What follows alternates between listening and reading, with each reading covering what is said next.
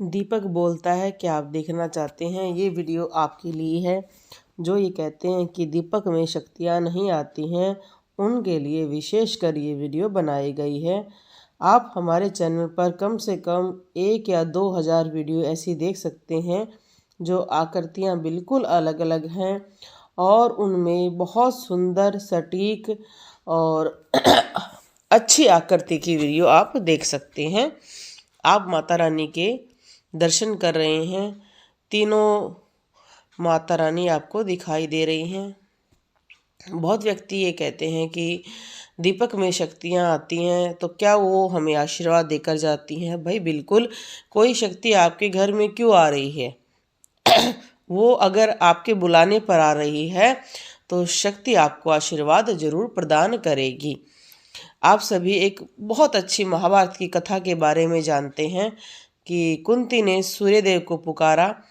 वो दुर्वासा ऋषि के द्वारा प्राप्त आशीर्वाद को चेक करना चाहती थी कि क्या वो फलित होता है या नहीं। तो जैसे उन्होंने सूर्यदेव को पुकारा, सूर्यदेव आए, तब सूर्यदेव ने कहा कि हे देवी, आप चाहे इस पुत्र को स्वीकार करें या ना स्वीकार करें, इस मंत्र के द्वारा आप जिस भी देव को बुलाएंगे वो आपको एक पुत्र प्रदान करेगा। तो मेरा कार्य है आपको पुत्र देना। ऐसे ही जब देवता आपके दीपक पर आ रहे हैं, साक्षात शक्तियाँ आ रही हैं, ये आप पर है कि आप अच्छा वरदान मांगे, सोच समझ कर मांगे। क्योंकि बहुत सारे व्यक्ति ऐसे हैं जो मांगने में बड़ी ही त्रुटि करते हैं, बहुत त्रुटि करते हैं। देखो, बहुत चीज़ों का ध्यान रखना बहुत आवश्यक है।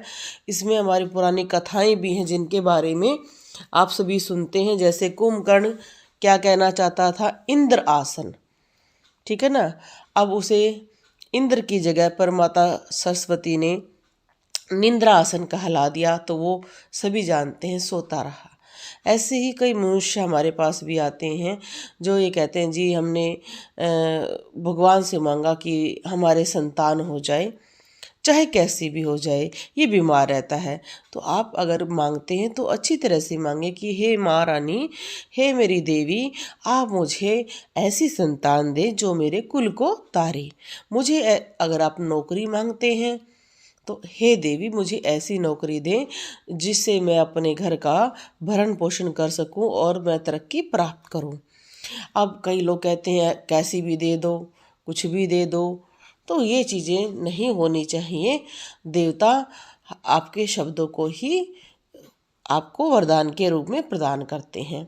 अब आप देखो, सामने ओम की आकृति बनी हुई है, तो यहाँ पर सिद्धियाँ स्वयं साक्षात प्रकट हो गई हैं। जो भी इस आकृति को देखकर मांगेगा, उसकी अगर शुद्ध अच्छी कामना होगी तो माता रानी जरूर पूरी करेगी। क्योंकि कई लोग अपनी तपस्या का बहुत कुछ भाग दूसरों को श्राप देने में ही नष्ट कर देते हैं।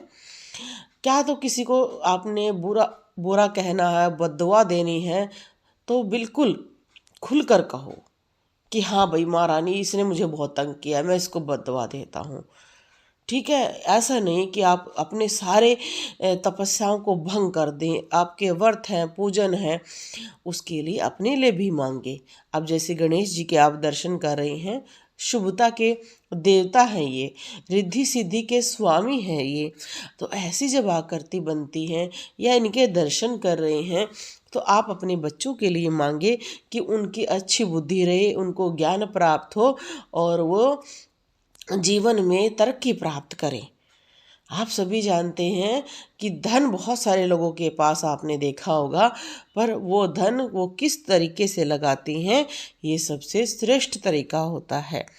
आप जानते हैं कि बहुत सारे व्यक्ति आपने अपने जीवन काल में देखे हैं जो 10 रुपये का 100 रुपये बनाते हैं, और कई व्यक्ति ऐसे हैं 100 का 1 रुपये बनाते हैं। वो अपनी बुद्धि और कार्य का एक आकलन नहीं कर पाते हैं। तो इसलिए कहा जाता है कि भाई शक्तियाँ तो आती हैं, दीपक तो बोलता है, शक्ति प्रदान करता है। अब मैंने एक महिला को साधना करवाई थी। मैंने उसको कहा था ये साधना तुम्हारे लिए है, इस साधना काल में किसी के लिए और कुछ आप नहीं मांगोगी। पर उसने साधना काल में अपनी ही बहन के लिए मांगना शुरू कर दिया। और देखो चमत्कार हुआ कि बहन की जो उसने कभी भी वो चीज़ पूरी नहीं हो रही थी पूरी हो गई, और उसको जो चीज़ वो मांग रही थी वो पूरी नहीं हुई। तो ये चीज़ें आपने ध्यान रखनी है ना। आप भक्ति कर रहे हो, साधना कर रहे हो, तो आप देखो कि आप उस चीज़ को स्पष्ट ले रहे हो कि नहीं ले रहे हो। देव तो दे रहे हैं, पर आप मांगने में त्रुटि कर रहे हो, तो इसमें देवता की क्या गलती है। दीपक बोलता है, बोलता रहेगा, और ऐसी सुंदर आकृति आप इस चैनल पर देखते हो, देखते रहोगे और आगे भी देखोगे। और जो आप मुझे वीडियो भेजते हो उसमें समय लगता है। कई बार मैं शनिवार और रविवार को तो चेक ही नहीं कर पाती हूँ, और आप कहते हो अभी तक आपने रिप्लाई नहीं किया है। तो भाई मैं बताना चाहती हूँ कि दरबार लगता है, दरबार का कार्य होता है, घर के कार्य होते हैं। तो एक कार्य नहीं है ना, मेरा यूट्यूब ही नहीं है ना, आप सभी जानते हैं, लाइव भी करते हैं, वीडियो भी बनाते हैं। तो हर कार्य के लिए समय को डिवाइड भी करना होता है। तो आप इतना जल्दी उग्र मत होया करो या सोचा मत करो।